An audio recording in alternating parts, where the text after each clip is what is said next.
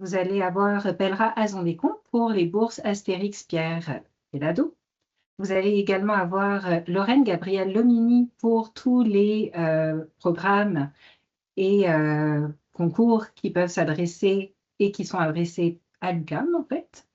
Vous allez avoir Roselyne Olori qui a été la lauréate du concours Bourse Pierre Pelado l'année dernière qui va pouvoir témoigner.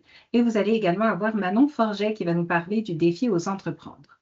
Donc, sans plus tarder, j'ouvre le bal avec Pèlerin Azon-Descamps pour les bourses Pierre Pelado. Oui, merci beaucoup, Livia. Donc, bonjour à toutes et à tous. Donc, c'est un plaisir pour moi d'être avec vous ce midi pour vous parler d'un concours qui nous est cher chez Québecor, donc les bourses Pierre Pelado. Alors, comme Livia l'a dit, mon nom est Pèlerin Azon-Descamps et pour ma part, je suis directrice générale d'Astérix, donc d'Astérix qui est la division en entrepreneuriat et en capital de risque de Québecor. Donc, on a évidemment les bourses dont on va vous parler, mais on a aussi un fonds d'investissement, par exemple, à travers lequel on investit dans des startups. Puis on a toutes sortes de programmes aussi pour soutenir, en fait, la prochaine génération d'entrepreneurs bâtisseurs. Donc, des valeurs qui nous sont chères chez Québecor. Alors, je vais partager mon écran. Excellent. Donc, les bourses. Qu'est-ce que les bourses en fait? Donc, si vous n'en avez pas entendu parler dans le passé, c'est déjà la 28e édition. Donc, c'est un concours qui roule quand même depuis plusieurs années, même des décennies. Et c'est ce qu'on aime dire que c'est le plus grand concours d'entrepreneuriat universitaire au Québec. Donc, quand on parle de grand concours, c'est que c'est vraiment un concours à travers toutes les universités du Québec et où on remet quand même des bourses d'envergure. Donc, vous allez le voir là, plus tard, là, 200 000 $ en bourse qui sont remises. Donc, c'est quand même des sommes importantes. Donc, ils donnent un coup de pouce, quand même un bon coup de pouce, je dirais, oui, une bonne tape dans le dos pour donner des ailes à vos projets entrepreneuriaux. Donc, depuis 28 ans ou 27 ans, disons, on a remis 3,3 millions de dollars en bourse à 93 entreprises et ça nous a permis de soutenir plus de 160 jeunes entrepreneurs. Et ce qu'on est heureux de constater, c'est l'effet de levier que le programme a pour les récipiendaires. Donc, on a noté donc, de ce qui est répertorié, disons, que les entreprises qui ont gagné les bourses après avoir remporté une bourse avec nous ont levé collectivement plus de 400 millions de dollars. Donc, ça représente un effet de levier, en fait, de plus de 10 fois. Donc, on aime voir que justement, ce premier peut-être coup de pouce permet aux entreprises d'aller plus loin. Puis, on remarque que à ce jour, encore une fois, de ce qui est répertorié, donc, on aurait environ 65% là, des entreprises, là, donc des 93 entreprises qui sont encore en opération aujourd'hui. Et vous allez le voir avec les critères et tout, nous, c'est vraiment ça notre objectif, donc dans les critères de sélection et tout, donc les divers jurys vraiment s'attardent à aller récompenser les projets d'entreprise qui, même si ils sont encore à un stade de développement assez tôt, démontrent ce potentiel de viabilité puis de solidité pour pouvoir continuer à avoir une certaine pérennité après avoir remporté une bourse Pierre Pelado avec nous. Donc, un petit exemple justement d'un alumni là, de l'UQAM. Donc, vous allez avoir la chance d'entendre Roselyne de Braininov qui a gagné en 2025.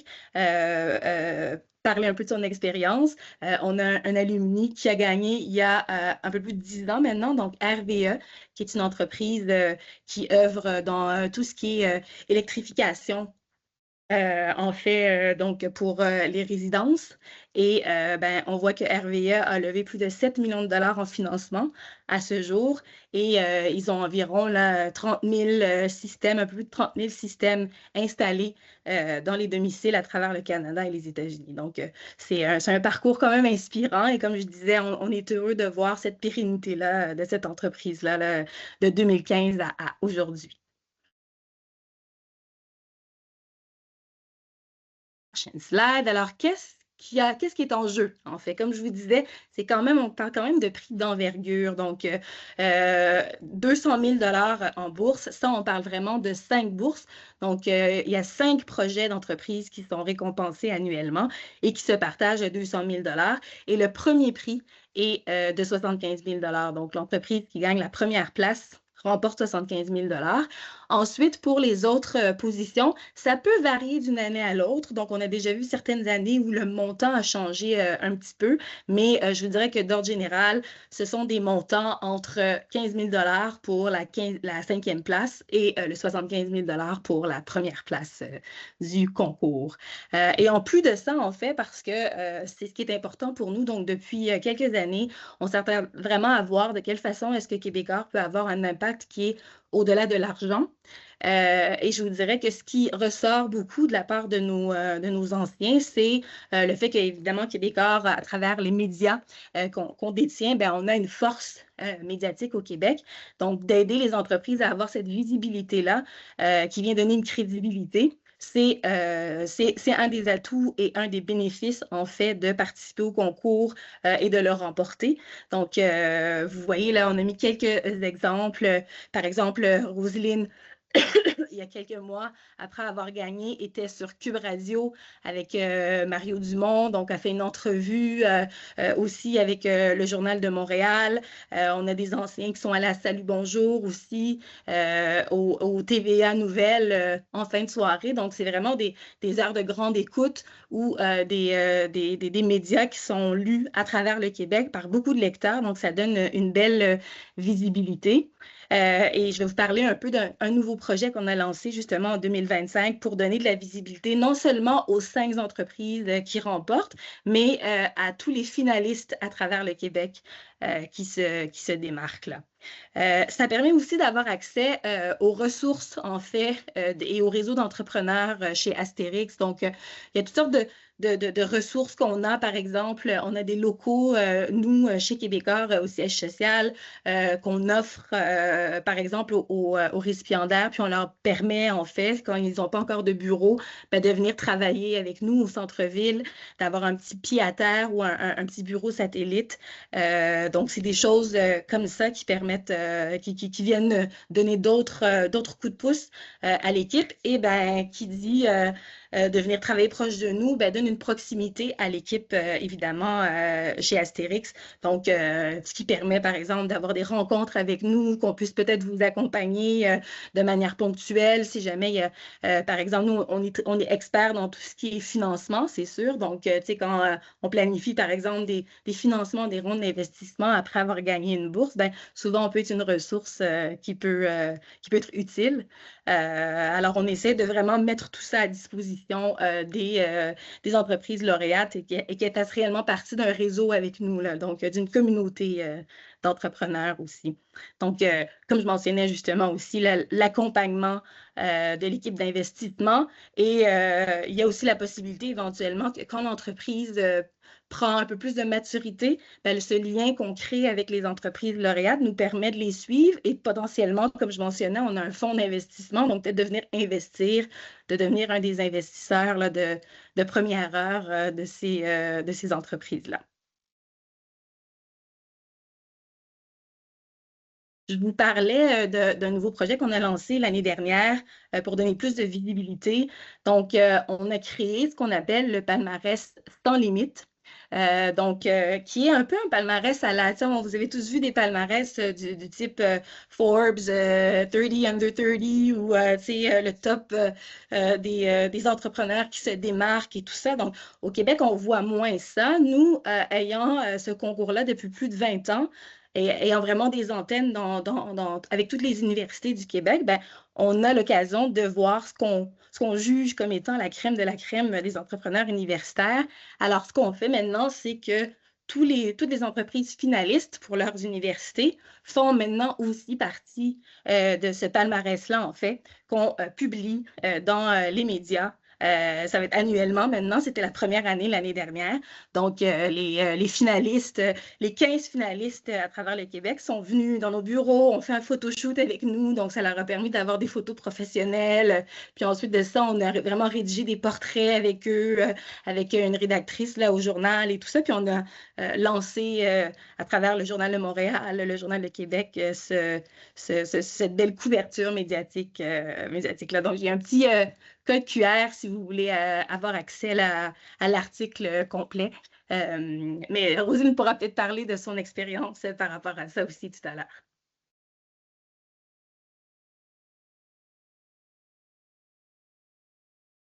Donc, qui est éligible à participer au concours?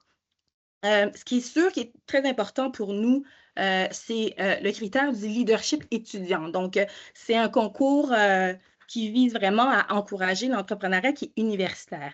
Cela dit, ça ne veut pas dire qu'une équipe d'entrepreneurs doit être composée uniquement d'étudiants, mais on aime dire qu'il faut qu'il y ait au moins un étudiant qui fasse partie de l'équipe fondatrice puis l'équipe de direction du projet d'entreprise. Puis quand on parle d'un étudiant, ben, on parle vraiment d'un étudiant qui est inscrit dans un programme de premier, deuxième ou troisième cycle.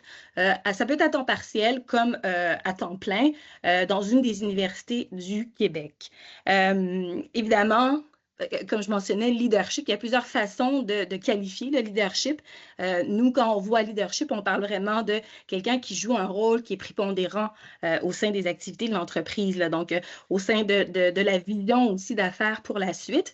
Donc, quelqu'un qui va rester au sein du projet si jamais le projet se démarque et remporte une bourse. Donc, tout ça, c'est des critères qui sont évalués, disons, par les divers jurys aux diverses étapes. Donc, je suis sûre que parfois, il y a des questions par rapport aux situations. Tout le monde a des situations des fois qui sont un peu particulières. Donc, ça nous fera plaisir d'y répondre, que ce soit moi ou Lorraine ou Olivia par la suite. Mais c'est sûr que c'est le critère auquel on tient le plus là, pour ce concours-là. Il y a aussi l'âge, c'est-à-dire que pour être qualifié comme étant un étudiant membre de l'équipe, on demande que les candidates et les candidats soient âgés de 35 ans ou moins à la date limite du dépôt des candidatures.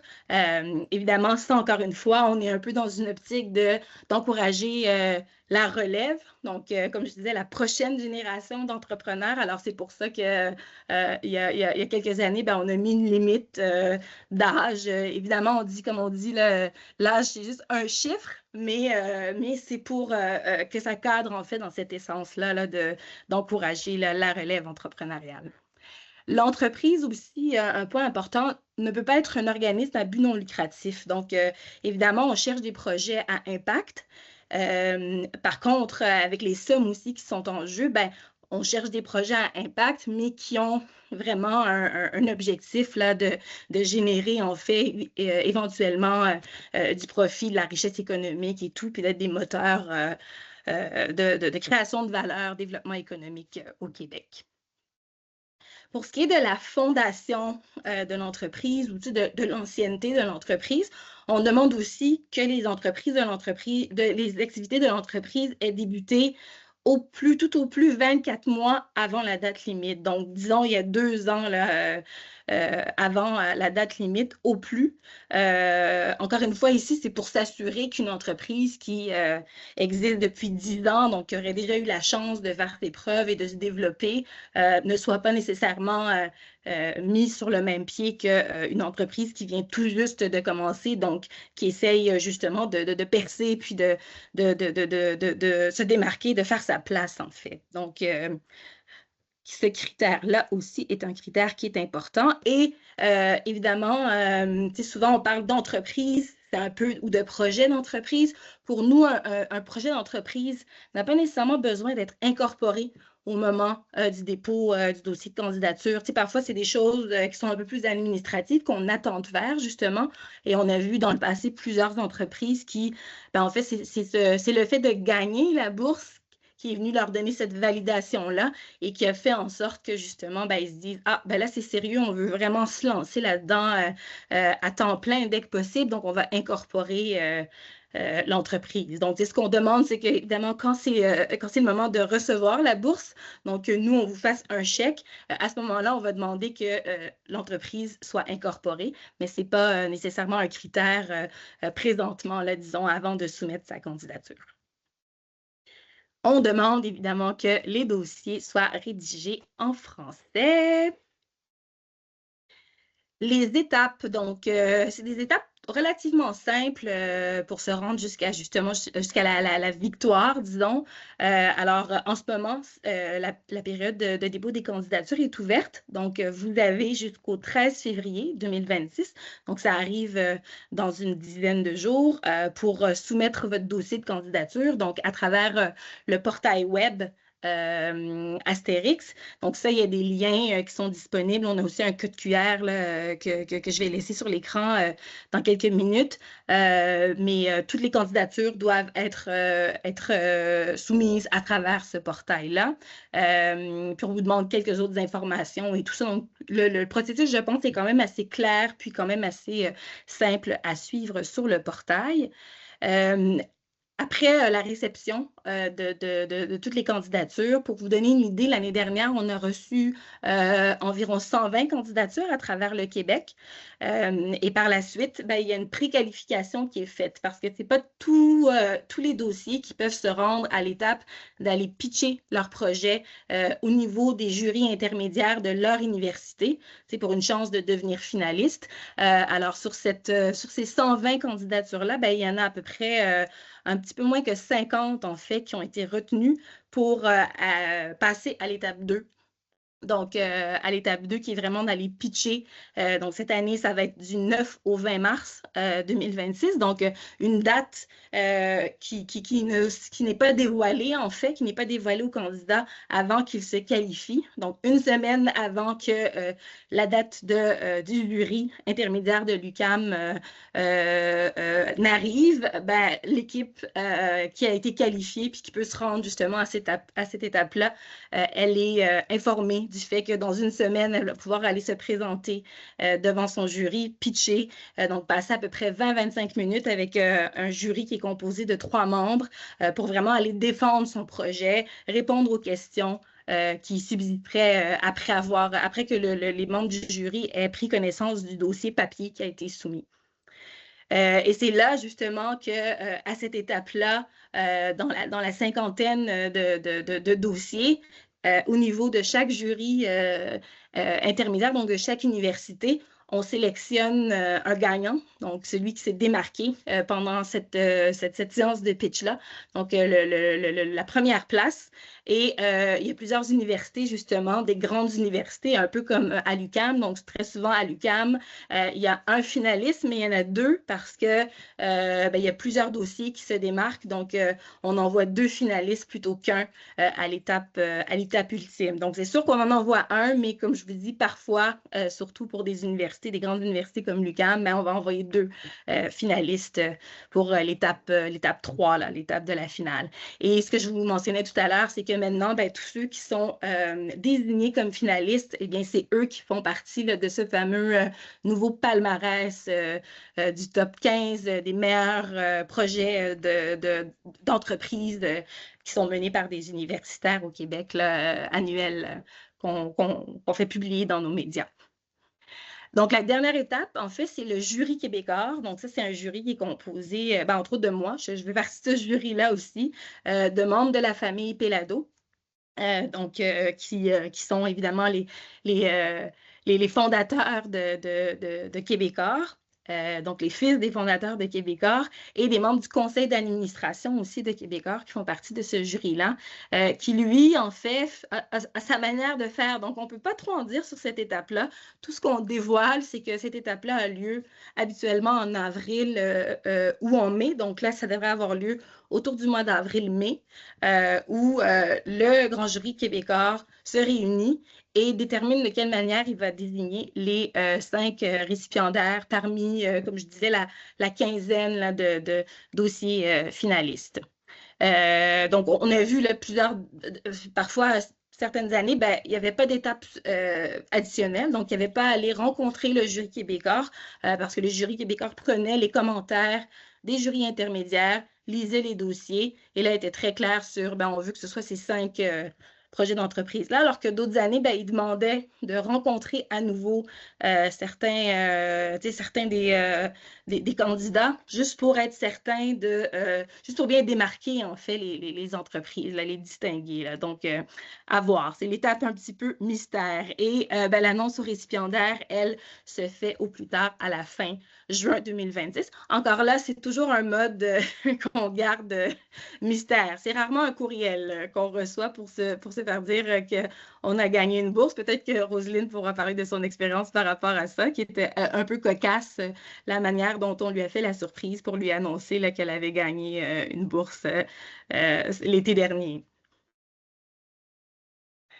Pour le dossier de candidature, tout ça, en fait, c'est pas mal bien décrit dans le guide de candidature là, auquel vous avez accès. Si jamais il y a un code QR que je vais vous montrer dans quelques minutes, encore une fois, mais évidemment, c'est assez simple ce qu'on demande. On veut une copie de l'attestation du statut d'étudiant juste pour s'assurer que, comme je mentionnais, notre critère principal de leadership étudiant est rempli. Donc, ça, c'est une attestation d'études à temps partiel ou à temps plein, soit pour le trimestre d'automne qui vient de passer, 2025, ou pour le trimestre en cours d'hiver 2026.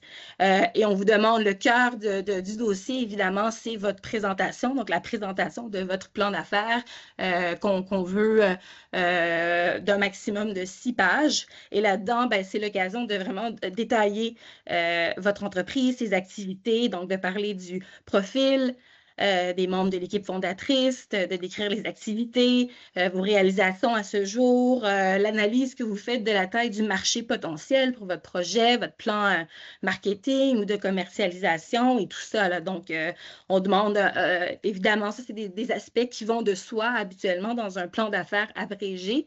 Et ben, on demande des données financières aussi, donc des résultats financiers. Tu sais, souvent, c'est correct de ne pas nécessairement avoir grand-chose qui s'est passé parce qu'on n'avait pas nécessairement beaucoup de dépenses ni de revenus dans les 12 derniers mois, mais on demande quand même en fait de le mentionner si tel est le cas et surtout de faire des projections. On veut voir on veut voir votre capacité justement à essayer d'estimer jusqu'où peut aller votre entreprise, si elle a les ressources financières et disons le moyen de ses ambitions là, pour les 3 prochaines années.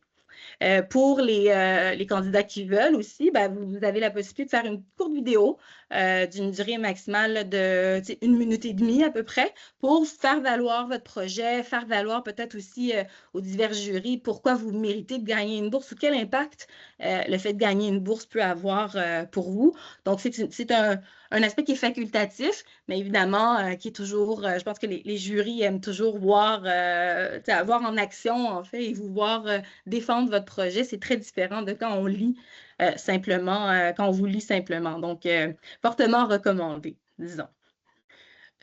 J'ai dans les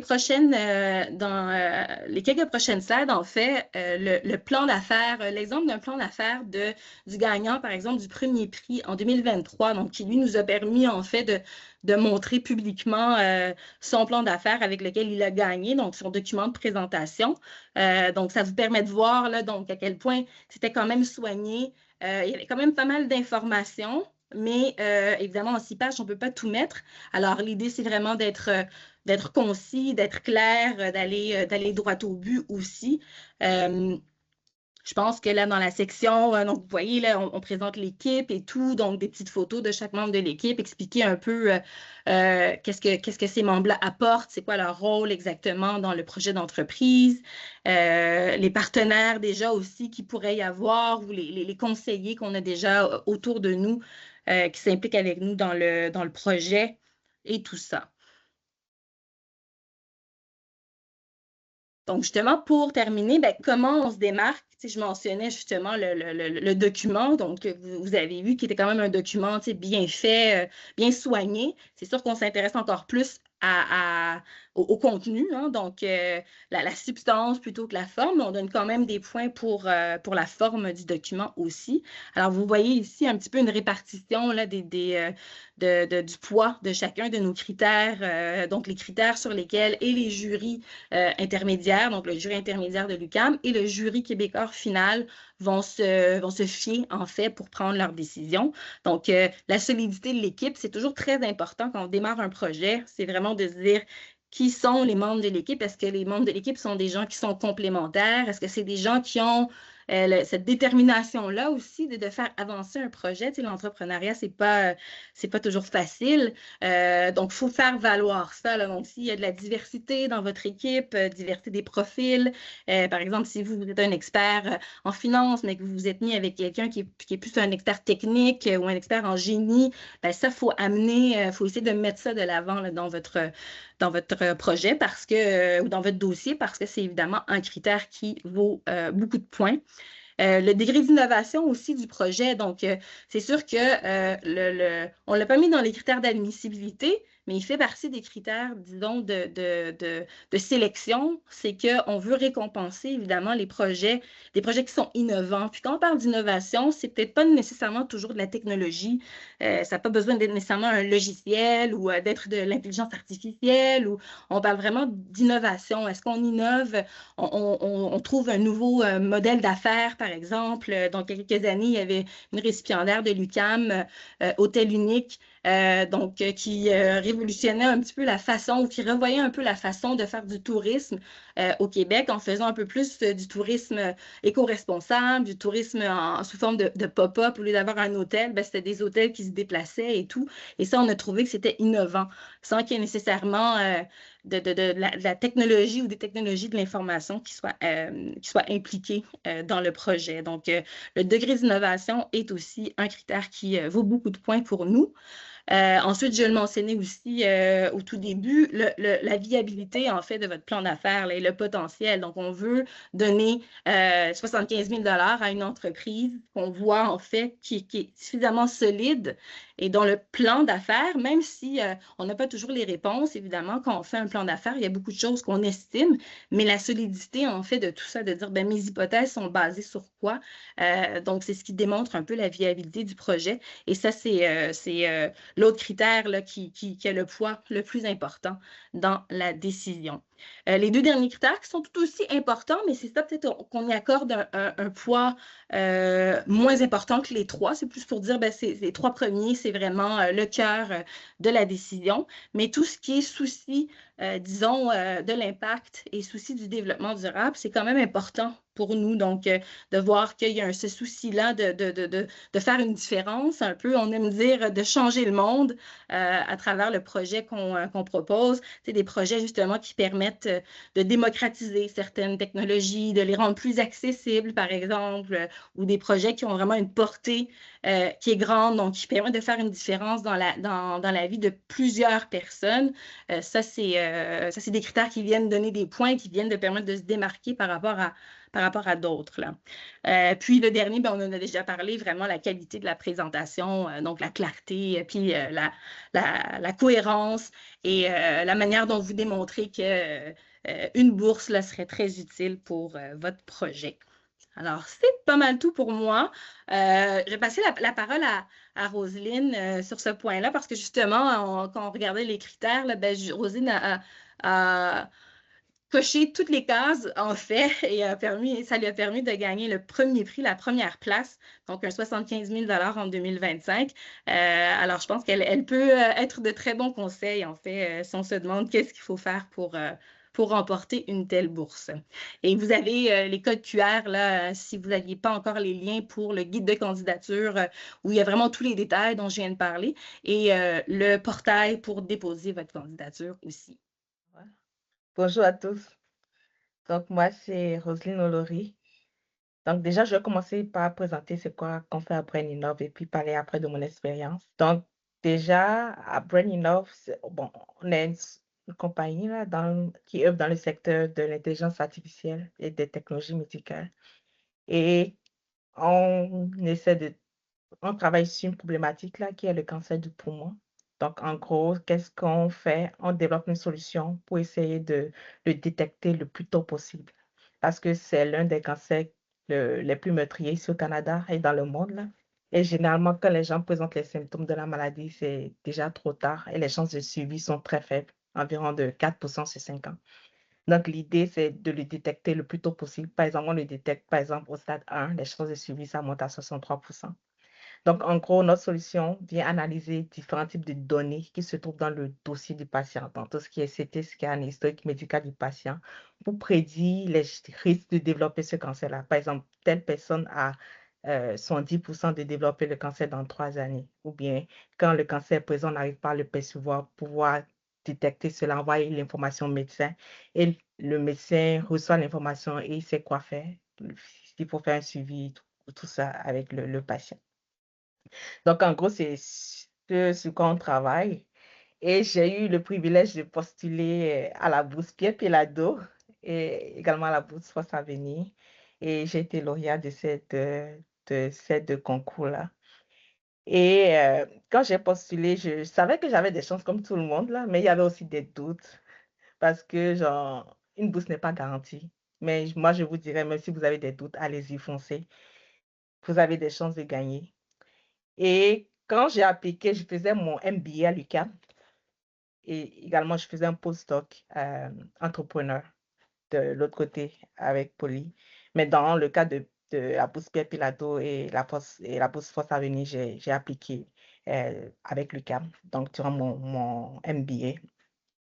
Et genre, les différentes étapes là pour appliquer, je crois que Pelra a bien expliqué là. Donc, il faut aller sur le site de Asteris, il faut postuler là-dessus. Donc, il faut faire un plan d'affaires, envoyer une vidéo qui est facultative aussi.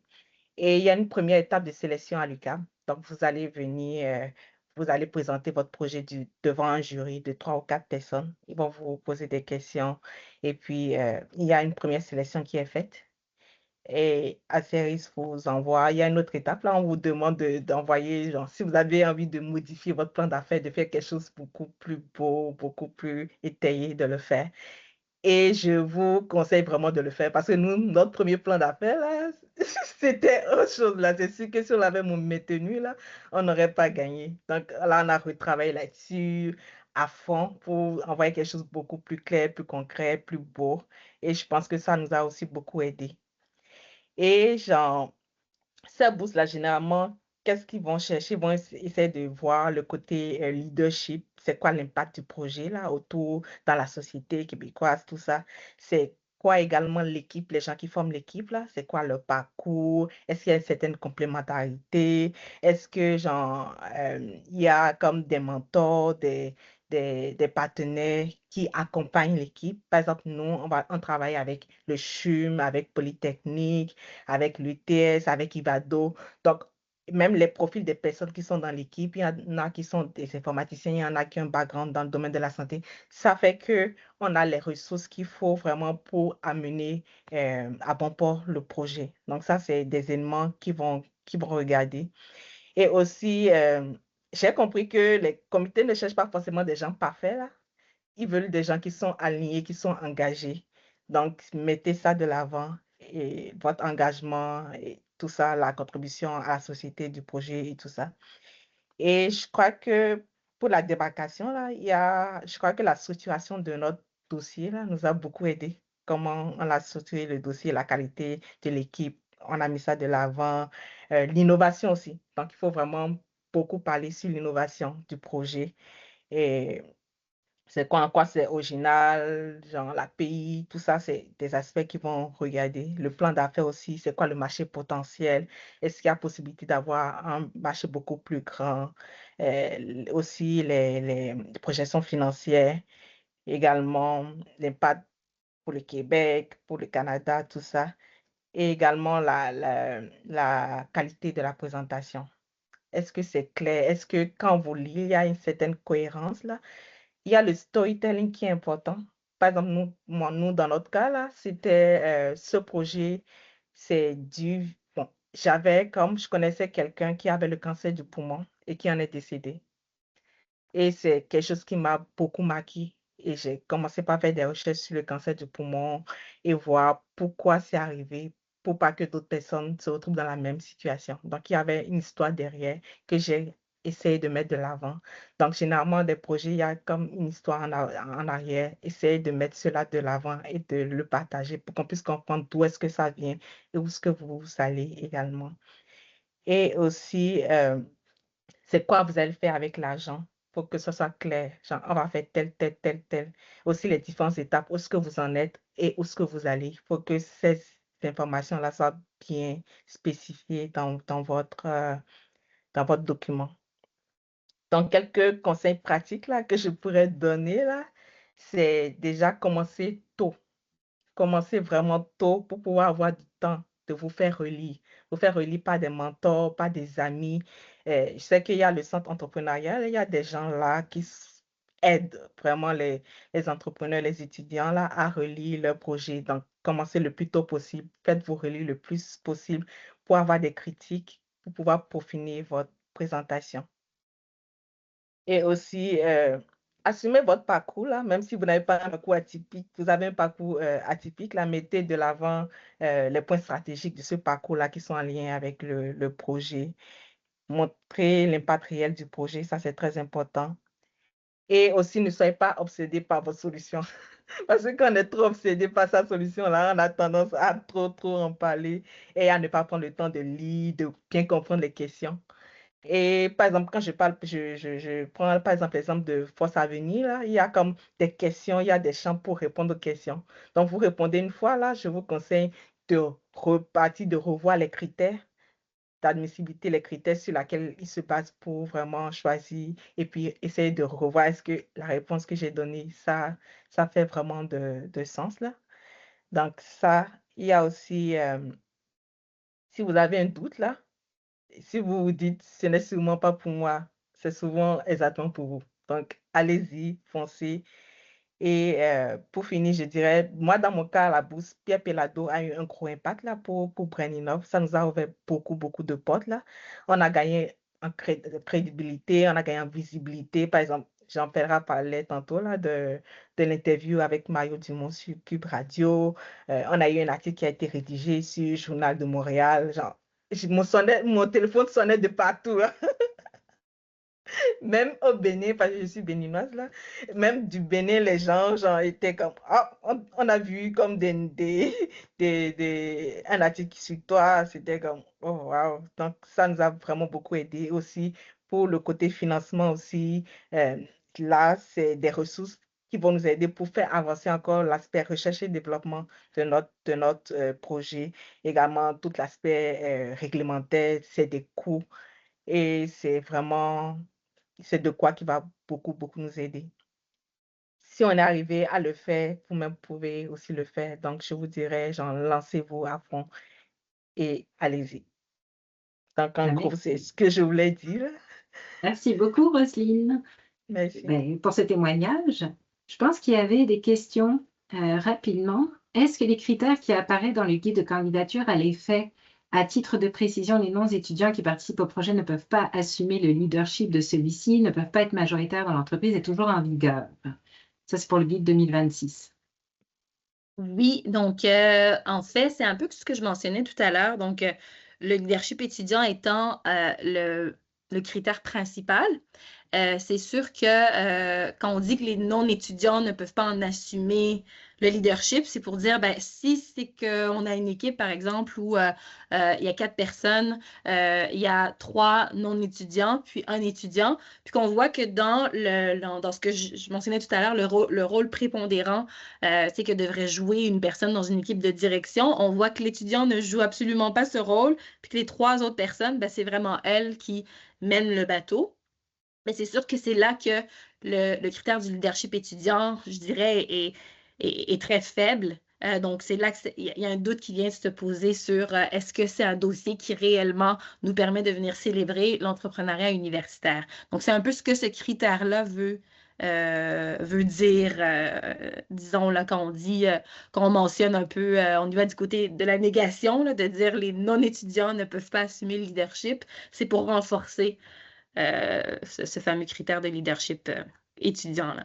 Donc, on Souvent, comprend bien que c'est pas tant le pourcentage, c'est-à-dire qu'il faut vraiment, même s'il y a 51-49% qui est à l'étudiant, si l'étudiant démontre qu'il est vraiment à fond dans le projet, ça fonctionne pareil, ils peuvent postuler quand même. Ça peut, mais je dirais, puis moi, mon métier, c'est d'investir dans des entreprises et tout, donc, puis depuis longtemps, de faire des fusions-acquisitions, je dirais que si le pourcentage est 49-51, c'est que ça nous en dit long. En fait, on veut éviter que les gens ne postulent en essayant de faire semblant que c'est parce que oui, mais c'est l'étudiant et tout. C'est ça, c'est des choses qui se voient, en fait. Des fois, on essaie de masquer, là, mais c'est des choses qui se voient parce qu'en fait, quand on met tous les éléments probants qu'on a, il y a souvent plusieurs éléments probants, on dit, ah oui, mais je comprends que c'est peut-être une façon d'essayer de rendre le projet éligible alors qu'il ne l'est pas réellement. Mais ça, c'est des choses qu'on va détecter, que ce soit au niveau de Québécois pour la préqualification ou au niveau du jury, c'est des choses qui vont être détectées. Donc, c'est sûr que la question pourrait se poser à dire, OK, ben, vous me dites que vous faites ça, que l'étudiant fait ceci. Alors, pourquoi l'étudiant a 49,51? On pourrait vouloir poser la question.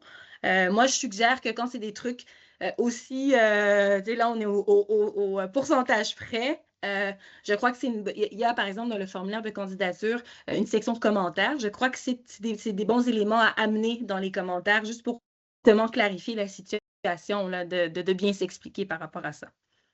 Parfait. Et je pense qu'on avait une autre question, rapidos. Est-ce que le plan d'affaires peut être présenté sous forme de vidéo?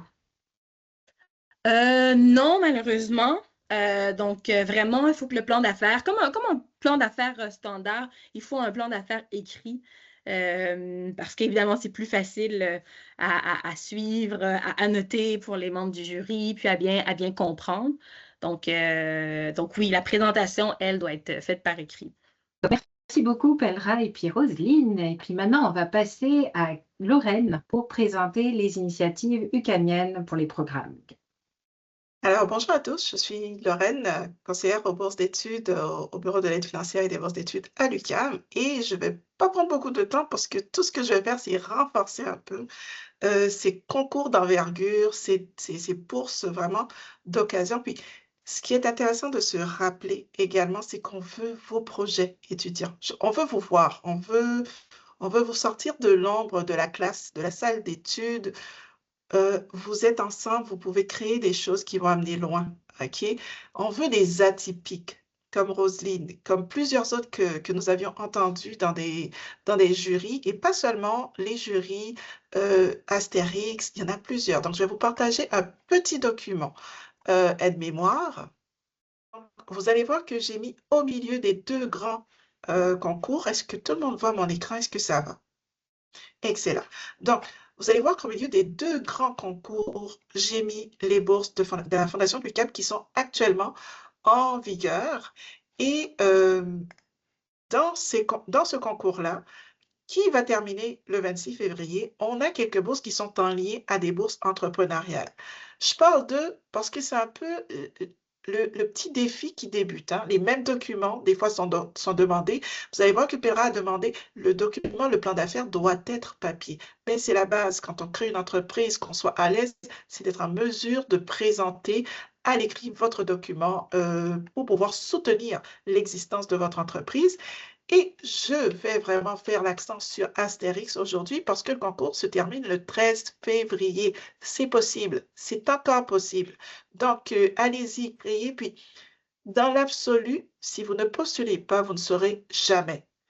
Mais ça vous prendra quelques minutes, un petit peu plus de défi, mais vous allez quand même avoir une réponse. Si vous allez jusqu'au jury, jusqu'à la sélection, vous avez déjà gagné beaucoup d'expérience en création d'entreprise. Vous allez avoir un réseau de soutien pour vous accompagner dans la création d'une entreprise, qu'elle soit à but lucratif. Donc, c'est ce que veut Astérix, c'est ça l'objectif. Donc, pensez-y, vous étudiez, mais vous pouvez déjà partir en affaires aujourd'hui. Mais il y a aussi des entreprises qui sont au BNL, donc à but non lucratif, qui peuvent jouer dans d'autres types de concours ou qui on va dire, quelques entreprises peuvent commencer dans cette envergure-là pour aller vers l'OBNL, donc dans l'OBL. Donc, essayez de voir comment vous voyez votre entreprise entre vous étudiants. Puis quand on parle d'étudiants, on ne parle pas d'étudiants ESG uniquement, ça peut être des étudiants de compétences multiples. Donc, pensez-y, comme l'a dit Roselyne, ça aide la complémentarité des compétences. Et bien sûr, 13 février, n'oubliez pas, connectez-vous, créez votre profil, plongez-y, plongez-y, je vous invite fortement parce que nous avons le plaisir de voir d'entendre et de voir vos projets. C'est extraordinaire. Et bien sûr, si vous avez le 13 février, continuez avec la Fondation, 26. Puis Force Avenir interprovinciale, ça c'est, et il y a aussi le prix. Le prix, c'est le prix de reconnaissance de l'implication étudiante et c'est exclusivement UQAM. Donc vous, c'est votre terrain de jeu pour vos projets et dans différents niveaux, ok, dans différentes catégories. Le concours se terminera le 31 mars, mais on a une petite séance d'information propre pour le Force Avenir, où on va avoir des gens aussi qui ont gagné ce prix, qui sont lauréats, qu'est-ce qu'ils sont devenus, et qui vont vous parler un peu. Vous aurez l'espace pour poser des questions. Mais entre-temps, regardez dans votre salle de cours. Regardez à l'intérieur de l'UQAM vos amis. Qu'est-ce que vous pouvez mettre en place avec eux? Vous pouvez aussi voir avec des collègues ou des amis et des camarades qui sortent d'autres universités. Si vous vous posez la question entre est-ce que je dépose à l'UQAM ou ailleurs, je vous invite fortement à déposer à l'UQAM. D'accord? Je serai heureuse et je pense que l'équipe du Centre d'entrepreneuriat sera heureuse de vous voir, de vous rencontrer, puis de vous donner les petits cues qui rendent l'UQAM atypiquement agréable. Donc, je vous attends à ces concours. Puis, si vous nous cherchez, l'équipe des bourses d'études ou le bureau de l'aide financière, vous aurez ce petit QR que vous pouvez prendre. Sinon, passez nous voir au AB. On est à l'extérieur, mais un petit peu d'air frais, là, ça fait du bien le temps qu'on se rencontre. Donc, je vais arrêter là et je laisse la parole à Livia. Merci beaucoup pour la présentation. Est-ce qu'on pourra recevoir d'autres exemples de candidatures gagnantes pour le concours Astérix? Ah, je ne sais pas, Penra, oui, sans doute. Oui, ben, en fait, le modèle que j'ai montré à l'écran tout à l'heure, je pourrais peut-être le partager avec Livia ou Lorraine, puis selon les étudiants qui sont intéressés, vous pouvez peut-être le partager puis leur transmettre Oui. après la séance. Et si je fais le pouce, allez consulter les 100 palmarès, les startups du 100 palmarès, il y a quelques petits messages qui sont mis aussi pour vous donner un peu les mots-clés, qu'est-ce qui les rend différents également. C'est vraiment Exactement. intéressant. C'est un Oui. bon point, oui. Puis oui, vous allez tout avoir les contenus après la rencontre. Donc, tous ceux qui sont inscrits, vous allez tout recevoir. Donc, on continue avec Manon et le défi Ose entreprendre. Donc moi, je vais vous partager le défi et vous parler du défi Ose entreprendre. Donc c'est un défi à l'échelle québécoise. Donc c'est un défi d'entrepreneuriat qui comprend différents volets. Donc juste pour rapidement me présenter, moi je travaille au centre d'entrepreneuriat en coordination logistique, on va dire. Et puis je suis également responsable locale pour le défi Ose entreprendre, donc à l'UQAM. Le défi Ose entreprendre, donc, c'est un défi qui permet aux étudiants et aux scolaires de pouvoir proposer leurs projets entrepreneuriaux. Et c'est des défis c'est un défi qui a lieu annuellement et donc c'est également la 28e édition. Hop. Donc pour ce projet-là et ce défi, il y a 4 volets. Donc le volet scolaire, le volet étudiant, la création d'entreprise et le réussite. Les 2 volets qui vont nous intéresser, ça va être le volet étudiant et le volet création d'entreprise. Donc pourquoi? Parce que le volet étudiant, ça va s'adresser aux jeunes au niveau collégial et à l'université. Donc les étudiants de cégep et de l'université. Et donc, ça va être pour tous les projets qui sont portés par les étudiants qui vont essayer de répondre à un besoin un besoin qu'ils ont découvert au sein de leur université. Et puis les projets création d'entreprise. Donc, si on souhaite ensuite proposer et inscrire au REC son entreprise. Donc, c'est un projet québécois qui va avoir lieu dans les 17 régions administratives du Québec. Il y a une moyenne de participation de 3353 candidatures sur les dernières années. Donc, on peut voir que c'est un projet aussi, c'est un défi qui est à grande échelle. Peut-être que vous avez déjà vu de la publicité. Ils ont beaucoup d'affichage dans les métros et en ville. Hop, donc c'est un projet qui est à l'échelle locale, régionale et nationale. Donc, à l'échelle locale, c'est-à-dire que quand vous candidatez, à l'échelle locale, nous, on va venir faire une première sélection des dossiers avec un jury qui est composé au centre d'entrepreneuriat. Ensuite, lorsque votre projet il est retenu, il va être envoyé au niveau régional, donc dans la région administrative dans laquelle on est situé avec Montréal et Laval. Et donc, il va y avoir une deuxième sélection avec d'autres prix qui vont être attribués. Et puis, une fois que ces prix-là sont enfin, que ces lauréats sont sélectionnés, ils vont être envoyés à l'échelle nationale, donc à l'échelle du Québec. Et donc là, il va y avoir une nouvelle sélection et puis ça se clôture par un gala national. Hop. Donc, les dates qui vont être importantes à retenir, c'est le 11 mars à 16 h. C'est la date limite d'inscription pour le projet, pour le défi aux entreprendre. Pourquoi 16 h? 16 h, c'est très important de retenir qu'à partir de cette heure-là, on ne peut plus faire aucune modification sur la plateforme et sur le portail, à part des modifications de coordonnées, etc., mais plus aucune modification sur le projet. Donc, ce qui est intéressant de savoir, c'est que vous pouvez déposer votre candidature avant le 11 mars. Et puis, moi, je vais pouvoir réceptionner les candidatures et effectuer et avoir un premier loop sur ce qui a été fait. Et donc, s'il y a des documents qui vont manquer, des informations complémentaires, moi, je peux venir vous contacter et puis vous dire, attention, là, il y a des choses à changer, à modifier pour que le 11 mars à 16 h, vous soyez prêts. Ensuite, du 12 au 17 mars, là, il va y avoir une validation des candidatures par la plateforme. Et puis, nous, on va venir faire notre sélection locale entre le 18 et le 1er avril. Et puis, dans ces eaux-là, donc vers fin mars, on va organiser avec le centre d'entrepreneuriat une première remise des prix à l'échelle locale. Donc, pouvoir remettre des prix. Et puis, les lauréats seront sélectionnés ensuite au niveau régional. Et s'ensuit ensuite toute la procédure régionale, puis ensuite nationale. Le gala national a lieu en juin 2026. Ça, c'était une petite. Le 11 mars, c'est ça, le 11 mars, 16 h. Donc, les deux volets qui nous intéressent, ça va être le volet étudiant et le volet création d'entreprise. Donc, pour le volet étudiant, ça va être les étudiants qui vont vouloir développer un projet d'esprit, qui ont un projet entrepreneurial et qui souhaitent aussi mettre vraiment concrètement les connaissances qu'ils apprennent à l'université sur le terrain. Pourquoi vous pouvez vous inscrire à ce projet-là? C'est pour gagner en confiance et prendre de l'expérience. Pouvoir aussi tisser des liens. Vous allez rencontrer des étudiants entrepreneurs comme vous à l'échelle du Québec et puis faire rayonner souvent les initiatives qui sont présentes au sein de votre campus vraiment à l'échelle au-delà, à l'échelle québécoise. Votre projet, qu'est-ce que ça va être un projet entrepreneurial? Donc, ça va être un produit, un service ou un événement qui va vraiment répondre à un besoin et qui va faire que votre projet, vous mettez du cœur dans votre projet. Il y a 5 gros critères de sélection sur le concours. Pour le volet étudiant, ça va être vraiment l'idée au projet, la réalisation, les retombées sociales de ce projet, l'innovation aussi, et puis l'inspiration.